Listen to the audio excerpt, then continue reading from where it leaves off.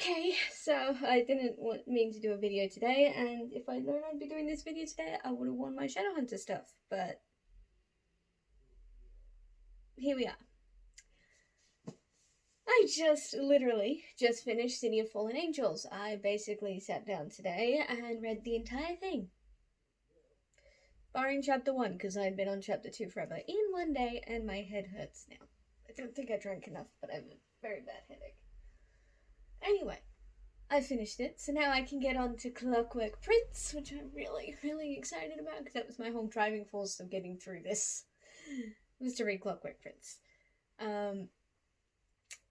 Okay. I don't know, it was well written, and I understand that this is basically getting the story to where you want it to go. But I didn't love everything that was happening in it. Like, overall, just as a personal opinion, I just was constantly annoyed with the characters and the decisions they were making. Like, Simon was in a threesome. Okay. He was dating both Maya and Izzy and hadn't told either of them about the other, which irritated me. We met Camille. Don't like her. Subjugates need a personality transplant, as in they need one. My master, blah, blah. Clary is afraid of heights, and she's training. Jace is being Azima herself. Izzy doesn't think she and Simon are exclusive, so, well, she's right about that one. Malik is on vacation! And I hear the Red Scrolls of Magic is just about them on that vacation, and I'm like, okay, I don't want to read Clockwork Prince, but could I read that instead? But I'm worried it will spoil things for the other books in the series, so I kind of want to hold off, at least until I finish City of Heavenly Fire. Clary and Jace nonsense, that could just describe this whole book in a nutshell. Clary and Jace nonsense, that just continues. Communication? What communication? Jace has never heard of this word, and Clary won't do it either, but she tries, at least. Jace has just never seemed to have heard of the definition. Or the word, or just the concept in general.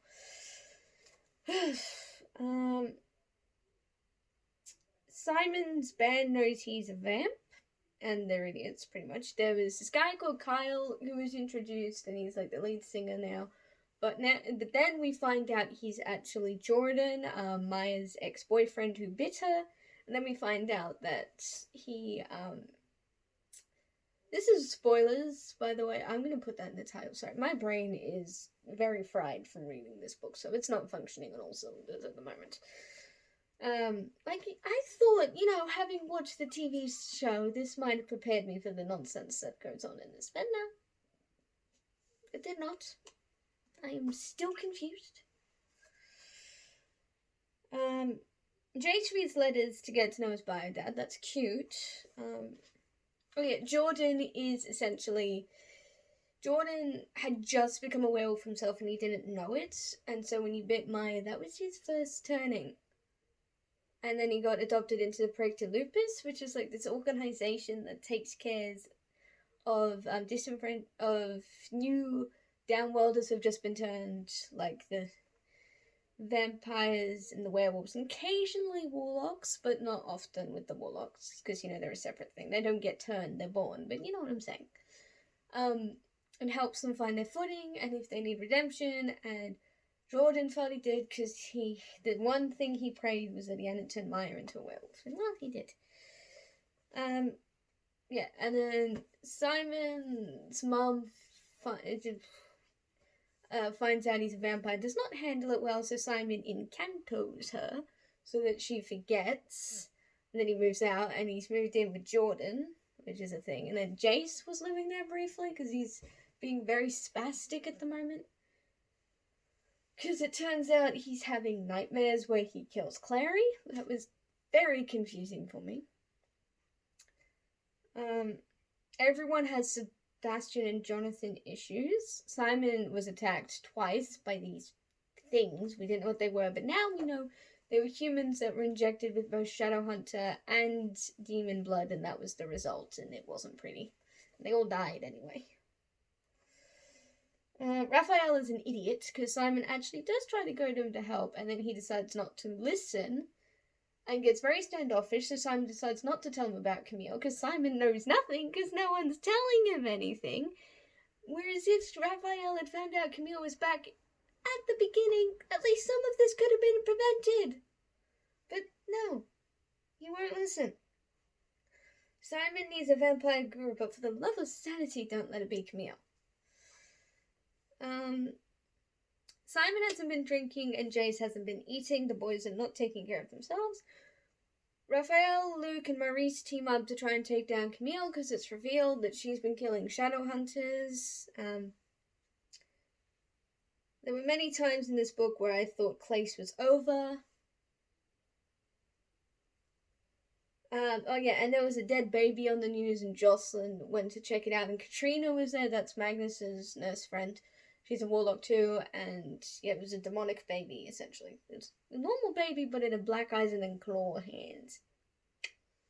We learn what that causes. We learn what causes that later on.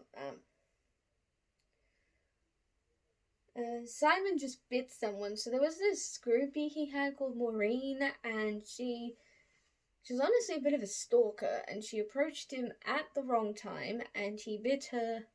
But she isn't dead. He didn't kill her anyway. Simon admits he's an ass on Izzy and Maya find out about each other, and then Jordan comes along and Maya attacks him because she freaks out, and then that was when part 2 ended. And so Simon took Carl home, and we got the full story. And then they get a weird note about Simon's girlfriend being kidnapped, and he calls Izzy, Maya, and Clary, and none of them are like, we weren't kidnapped. Jace takes Simon to the conclave, and then they come up with a whole plan, and they actually manage to arrest Camille successfully and kill some of her subjects. Izzy and Clary have girl time. Clary went off to herself to some weird cultish church and killed a demon, and now Izzy's here. And so when Camille's arrested, she demands Magnus. This is going to end poorly, and it does. Because she mentions a bunch of things, and Alec overhears, and he starts freaking out because he realizes just how old Magnus is, that Magnus definitely dated people before him, and it was a lot of people, and he's going to date people after him. Because Magnus lives forever, and Alec doesn't. And he's having a crisis over that. It's an ongoing crisis. Jace has major issues, but we knew this. Camille is annoyingly manipulative and sneaky. Like, throughout this whole book, she is that. And then she manages, she escapes, and then she's captured by Lilith, and then Alec lets her go because she's her manipulative self. Alec, you foolish boy. You're meant to be the smart one here. You're letting the whole team down. Simon and Izzy talked. Yay! City for life. It was a good conversation. Maurice should not have put that pressure on Izzy at such a young age. Basically, she told her that her father had cheated on her mother and that to never trust men, which is why Izzy has such trouble with relationships with men, because she doesn't feel like she can trust any of them.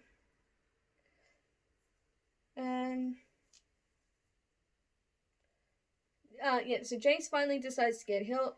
Well, Clary takes him to get help, and this Brother Zachariah dude was there, and I'm like, I think I know who you are, but I won't say anything just in case I'm wrong, but I'm pretty sure I know who you are. And he doesn't look like the rest of the Silent Brothers. And he says to him, like, if I had been around when you were growing up, you would have never not known you were Herondale. And I'm like, okay, having said that, and considering the last book I read was Clockwork Angel, I have an idea. But, well, that, and I think I was spoiled for it, but honestly, I've been spoiled for a bunch of things and I've forgotten, so... Maureen is dead. That was the girlfriend they were blathering on about. Izzy and Maya team up for the win. There's like a party, and Maya doesn't want to see any of them, so Izzy like protects her and tells Jordan and Simon, like, stay away. She doesn't want to talk to either of you. And I know she looks fabulous tonight, but it's no excuse to talk to her. There's a party. I think this is celebrating Jocelyn and Luke's engagement thing, wedding plans, whatever. Seeley shenanigans. So Seeley's turned up at one point, gave Clary a bell. Jace stabbed himself in a dream. Like, basically, the Silent Brothers were supposed to be removing the demonic influence and putting these protections on him that Shadowhunters get when they're babies, but because he was reborn, because he came back to life, he needs them on him again, and instead he dreams of little baby Max and stabs himself. Yeah, you can imagine my expression at that point. The F? And then he turns up at the party, and I'm like, how did you get here? You're meant to be at the City of Bones. Last thing I knew, you had stabbed yourself. What is going on? And then he does something to Clary, and she's unconscious, and I'm like, boy, what you doing?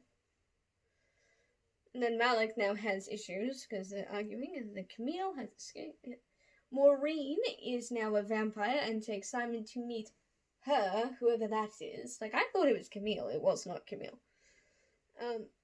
And Maya and Simon talked and they sorted things out. They're all good. And Simon told her a bit about Jordan's tale because she obviously did not know the full story. And then the Scooby Gang figures out that Simon's missing and they try to find him. So the Scooby Gang is Jordan, Maya, Alec, and Izzy. And then it turns out we're at this hotel at the top or something, and there's a weird coffin. And freaking Lilith is there. Lilith! Like, she's meant to be the mother of demons or something. I just want to say there is no biblical evidence for this woman. This is purely stuff made up. Like the Antichrist. That was not in the Bible either. So she's there, and I'm like, okay, this escalated quickly. And then Jace turns up holding Clary, because Lilith is like, I can't hurt you, but I can have him kill Clary, which will destroy your heart. And so Simon, of course, has to do the noble thing and decides to sacrifice himself, and this is all to bring freaking Sebastian back. And yes, I know his name is Jonathan Morgenstern, but for me, he will always be Sebastian. Doesn't help that at least half the characters in the book keep calling him that. To bring him back, and I'm like, this is a dumb idea. But she's like obsessed with him, and she's obsessed with having children, because God forbade her from having children, I guess. Jace had lost it because he was going on with it, but it turns out he had a mark on it, and then Clary proves that she does have brain cells, and sabotages the mark because she remembers what Luke told her. Like, if you damage a mark, then it will break it. So she does that. So then Jace starts fighting back, and, Simon has already drunk some of Sebastian's blood at this point, and he's having a very bad reaction to it. And freaking... the Scooby Gang arrives, and when they get in, they find, just this hallway of dead babies. They're all demonic, slightly demonic, they're babies. And then they find a cult member, and it turns out that they were born of these women, and because they're injected with Shadowhunter and demon blood, and it did not end well. The babies who came out like that, and they did not live. And she's like, they were weak. And then they all attack Maya, Jordan, and Alec and Izzy, and so they have to kill them all, and that's when Alec finds Camille and sets her free, and it's a stupid thing.